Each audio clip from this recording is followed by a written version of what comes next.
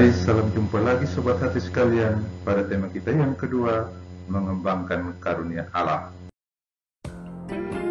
Dalam materi ini, pertama-tama yang harus kita lakukan adalah menyadari kekuatan dan keterbatasan dalam diri kita. Allah mengaruniakan kepada diri kita masing-masing potensi-potensi yang menjadi kekuatan dalam diri kita. Itu bukan berarti kita tidak memiliki keterbatasan. Setiap orang memiliki kelebihan, juga setiap orang memiliki keterbatasan. Menyadari kekuatan dan keterbatasan ini membuat kita merasa saling membutuhkan satu dengan yang lainnya.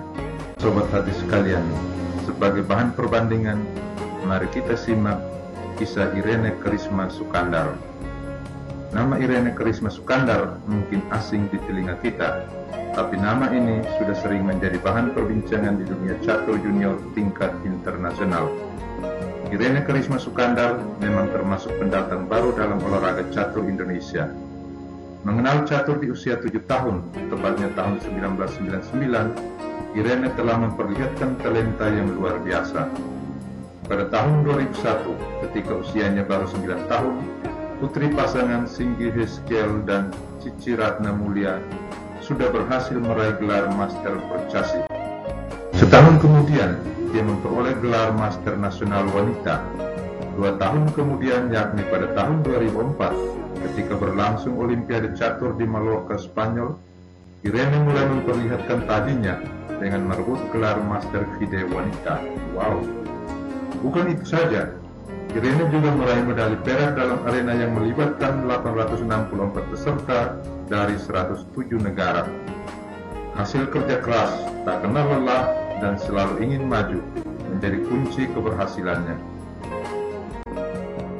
Untuk mengukur sekaligus mematangkan kemampuannya, Irene oleh Eka Putra Wirya pada Maret 2005 diadu dengan pecatur putri asal Hong Kong bergelar Grandmaster Wanita, yakni Anya Suncor, melalui partai Dwi Tarung 6 babak di Sekolah Kelapa Gading, Jakarta Utara.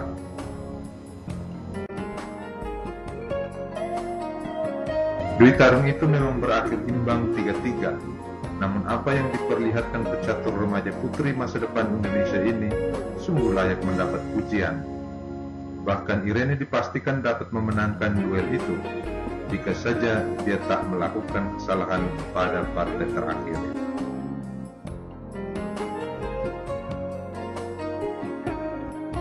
Namun Eka dapat memakluminya. Pembina olahraga terbaik pilihan wartawan olahraga Siwo Jaya tahun 93 itu kemudian tidak ragu-ragu untuk secepatnya mengorbitkan Irene sampai menggapai gelar Grandmaster Wanita pertama Indonesia. Bagaikan gayung bersambut, Irene pun telah menyatakan kesiapan sekaligus tekadnya guna mewujudkan target Eka Putra Wirya tersebut. Ada 2 cita-cita besar saja. Pertama, meraih gelar Grandmaster, dan kedua, menjadi juara dunia. Apa pecatur yang mengidolakan Grandmaster Judith Polgar dari Hongaria ini? Irene memang bukan Judith Polgar, namun melihat bakat dan kesungguhannya dalam berlatih selama ini, impiannya menjadi juara dunia sekaligus meraih gelar Grandmaster bukan isapan jempol atau tetesan kosong. Irene bukanlah pecatur karbitan, dan PB Percasi pun termasuk Eka Putra Wirya juga tak akan mengatrol atau mengorbit prestasi anak kedua dari 3 bersaudara ini. Keberhasilannya menahan imbang Anya yang kelasnya 2 tingkat lebih tinggi dapat dijadikan acuan atau paling tidak cermin untuk melihat prospek Irene ke depan. Oke sobat hati sekalian, demikianlah kisah seorang Karisma Irene Sukandar. Sekarang menjadi pertanyaan refleksi bagi kita adalah yang pertama, apa yang terpikirkan olehmu saat melihat gambar dan cerita seorang Irene Karisma Sukandar? Yang kedua, coba bayangkan, gambar dan tokoh tersebut adalah dirimu. Kira-kira piala itu lambang sukses kalian dalam bidang apa? Atau mungkin Anda menjadi Grandmaster di bidang apa?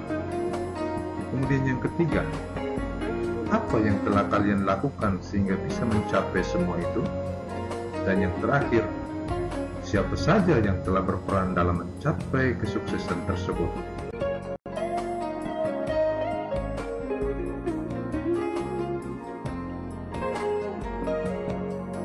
Nah, saudara-saudara, setelah kita melakukan permenungan dan refleksi, saatnya kita melihat kekuatan dan keterbatasan dalam diri kita.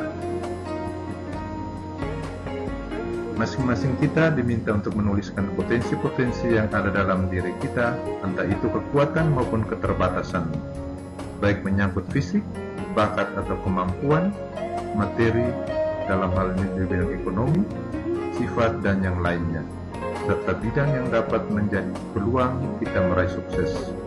Kekuatan yang dimaksudkan di sini adalah faktor-faktor yang Anda miliki, yang menjadi potensi yang mendukung Anda untuk dapat menjadi sukses atau mengembangkan diri.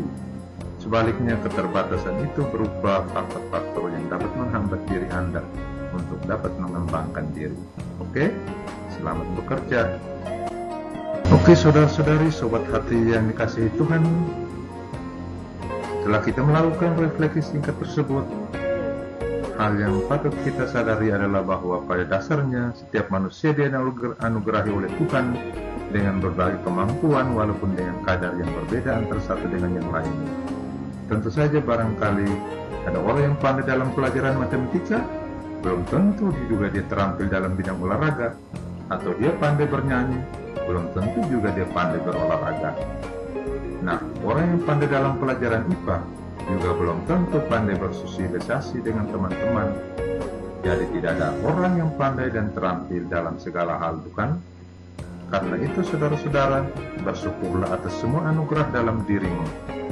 Kenyataan semacam ini seharusnya menyadarkan setiap orang bahwa di satu pihak, setiap manusia mempunyai kemampuan, tetapi di lain pihak tentunya dia juga mempunyai keterbatasan.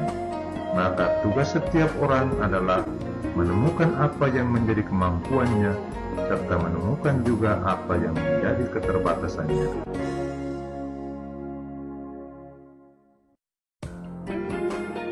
Sikap yang bijaksana dalam menghadapi semua kemampuan dan keterbatasan itu antara lain, kita perlu menyadari kemampuan dalam diri kita sebagai sebuah anugerah Tuhan.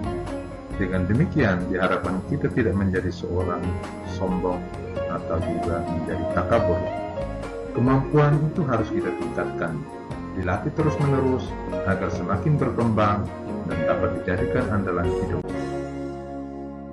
Sebaliknya, keterbatasan kita jangan sampai membuat kita menjadi minder, menganggap hidup sebagai sebuah nasib buruk dari Tuhan, atau mungkin merasa hidupnya tidak berguna. Nah, bisa celaka dong. Kelemahan atau keterbatasan harus disadari dan diatasi agar tidak menjadi hambatan untuk kita mengembangkan diri kita. Karena itu, mentalitas yang perlu kita kembangkan adalah yang pertama, harus ada sikap mau bekerja keras, mau belajar dari orang lain, tidak cepat menyerah, selalu optimis, dan mau mencoba selalu. Dan yang terakhir, tentu saja kita harus selalu bersyukur atas segala sesuatu yang Tuhan telah karuniakan kepada diri kita. Banyak orang sukses justru setelah ia menyadari keterbatasannya. Seperti nampak dalam kisah Lena Maria tadi, bukan? Banyak tokoh yang sukses juga mungkin berasal dari keluarga miskin. Tetapi kemiskinan itu menumbuhkan tekad untuk menunjukkan bahwa orang miskin pun dapat sukses. Ia tidak mau orang lain melecehkan dirinya karena miskin. Ia ingin orang lain juga menghargai dirinya sebagai pribadi yang bermartabat. Itulah sebabnya dia belajar dengan keras dan meraih prestasi yang gemilang. Nah, saudara-saudara, kita juga bisa tentunya. Saudara-saudari, sobat hati sekalian, sekarang saatnya kita mendalami pesan kitab suci tentang panggilan mengembangkan anugerah Allah dalam diri kita berdasarkan teks Injil Matius bab 25 ayat 14 sampai dengan ayat 30 tentang mengenai perumpamaan tentang talenta. Nah, sebagaimana kita ketahui bahwa seorang tuan yang memanggil hamba-hambanya dan membagikan harta kepada mereka, yang seorang diberikan 5 talenta, yang seorang lagi 2 talenta, dan seorang lagi 1 talenta. Bagaimana kita ketahui bahwa pada akhirnya ketika Tuhan itu kembali dan menjumpai hamba-hamba itu yang menerima 5 talenta menghasilkan laba 5 talenta, sedangkan yang menerima 2 talenta juga menghasilkan laba 2 talenta, sedangkan yang menerima 1 talenta tidak melakukan apapun. Dan sebagaimana kita tahu, kita membaca dalam kisah selanjutnya, 2 hamba yang sukses diberikan penghargaan, sedangkan yang menerima 1 talenta mendapatkan hukuman. Sobat hati sekalian, nilai apa yang dapat kita petik dari kisah Injil Matius tersebut? Yesus memberikan gambaran seorang tuan yang memberikan talenta kepada hamba-hambanya. Ia pun menindak tegas kepada seorang hamba yang tidak mau mengembangkan talenta dan memendamnya dalam tanah. Setiap orang diberi talenta oleh Tuhan. Mereka harus mengembangkan dan menggunakan talenta itu sebagaimana mestinya. Mengembangkan talenta sebagaimana mestinya adalah panggilan dan tuntutan bagi setiap orang beriman Kristiani. Dan kita harus mengembangkan bakat yang kita miliki, karena Tuhan telah memberikan talenta itu kepada kita, manusia ciptaannya, sesuai kemampuan yang kita miliki masing-masing. Tuhan memberikan bakat, kemampuan, tanggung jawab sesuai dengan kemampuan kita. Oke? Selanjutnya apa yang dapat kita lakukan? Tentu saja kita harus menjadi seperti hamba yang pertama dan hamba yang kedua yang mengembangkan talenta yang mereka punya dengan baik. Kita tidak boleh mencontoh hamba yang ketiga yang mengubur talentanya tanpa berusaha untuk mengembangkannya. Tentu saja Allah akan sedih dan kecewa karena kita hanya memendam bakat yang kita miliki, terlebih kita merasa iri hati terhadap kemampuan orang lain. Wah, ini tentu sikap yang sangat tidak pantas, bukan? Allah memberikan masing-masing talenta kepada umatnya, dan talenta itu harus kita syukuri serta kita kembangkan.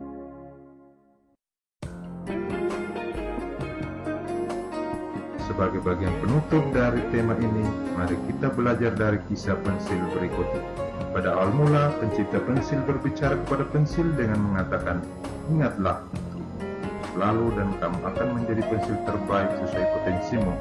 Ada 5 hal yang harus kamu ketahui sebelum aku mengirimkan kamu ke dunia. Yang pertama, kamu akan mampu melakukan banyak hal besar, tapi hanya jika kamu membolehkan dirimu dipegang oleh tangan seseorang. Dan yang kedua, kamu akan mengalami peruncingan yang menyakitkan dari waktu ke waktu, tapi hal ini dipersyaratkan jika kamu ingin menjadi sebuah pensil yang lebih baik. Dan yang ketiga, kamu memiliki kemampuan untuk mengoreksi kesalahan apapun yang kamu perbuat. Dan yang keempat, yang harus kamu ingat, bagian terpenting akan selalu berupa apa yang berada di dalam. Dan yang kelima, betapapun kondisinya, kamu harus terus menulis. Kamu harus selalu meninggalkan suatu tanda yang jelas, terbaca betapapun sulitnya situasi. Oke saudara-saudari, sang pensil mengerti, berjanji untuk mengingat dan pergi ke dalam kotak. Ia benar-benar memahami maksud penciptanya. Sekarang, tempatkan dirimu pada posisi pensil. Ingatlah selalu hal itu, dan jangan pernah lupa, dan kamu akan menjadi orang terbaik sesuai dengan potensimu. Pertama, kamu akan melakukan banyak hal besar, tapi hanya jika kamu membolehkan dirimu dipegang oleh tangan Tuhan, dan biarkan orang-orang lain bertemu denganmu untuk mendapatkan pemberian yang kamu miliki. Yang kedua, kamu akan mengalami peruncingan yang menyakitkan dari waktu ke waktu, dengan menghadapi berbagai masalah, tapi kamu akan memerlukan hal itu untuk menjadi seorang yang lebih kuat. Yang ketiga, kamu akan mampu mengoreksi berbagai kesalahan yang mungkin akan kamu perbuat agar kamu senantiasa bertumbuh melalui berbagai kesalahan itu. Yang keempat, bagian terpenting dalam dirimu selalu berupa apa yang berada di dalam. Dan yang kelima, saudara-saudara sekalian, pada permukaan apapun yang kamu jalani, kamu harus meninggalkan tandamu. Betapapun situasinya, kamu harus terus mengabdi pada Tuhan dalam segala hal. Oke saudara-saudari, tiap orang ibarat sebuah pensil. Ia diciptakan oleh pencipta untuk suatu maksud yang unik dan spesial. Hal seperti ini pernah dikatakan Mother Teresa dalam wawancara dengan Edward Desmond dari majalah Time tahun 1990. Beliau mengatakan, "Saya hanya pensil kecil di tangan Tuhan. Dia yang berpikir, Dia yang menulis. Pensil itu tidak bisa apa-apa. Ia hanya digunakan. Saya merasa Tuhan ingin memperlihatkan kebesarannya dengan menggunakan ketiadaan." Dengan pengertian dan usaha terus mengingat, marilah kita maju terus dalam hidup kita di bumi ini dengan memiliki sebuah tujuan yang bermakna dalam hati kita dan suatu hubungan dengan Tuhan setiap hari. Kamu diciptakan untuk melakukan hal-hal besar. So, saudara-saudari, jangan lupa berdoa, jangan lupa bersyukur. Tuhan akan memberikan kelimpahan di dalam hidupmu.